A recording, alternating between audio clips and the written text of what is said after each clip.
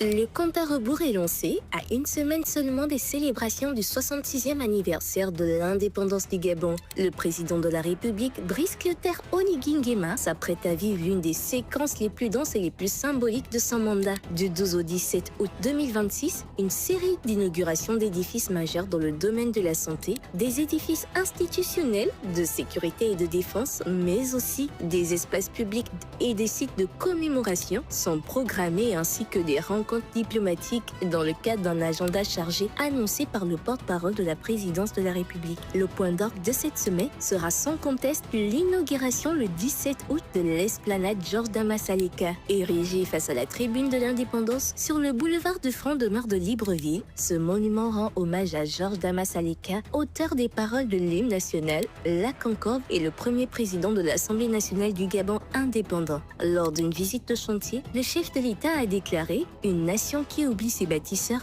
est une nation qui compromet son avenir », résumant en une phrase l'ambition mémorielle de cet ouvrage. À l'occasion du 66e anniversaire de l'indépendance du Gabon, le président Oligui Nguema entend inscrire son action dans la longue durée de l'histoire gabonaise tout en marquant visuellement et concrètement le territoire de la capitale d'empreinte durable. Au-delà des discours et des promesses, cette semaine d'inauguration s'inscrit dans une dynamique qui n'est pas nouvelle pour ce chef de l'État qui a fait de la livraison visible d'infrastructures un marqueur central de son style de gouvernance. De Port-Gentil à Franceville, de Tchibanga à Makoko, la présidence souligne une démarche centrée sur des réalisations à impact social et économique, avec pour objectif affiché l'amélioration des conditions de vie des Gabonais et le renforcement de la souveraineté nationale. À quelques jours des célébrations de l'indépendance, cette semaine représente donc bien plus qu'un calendrier protocolaire.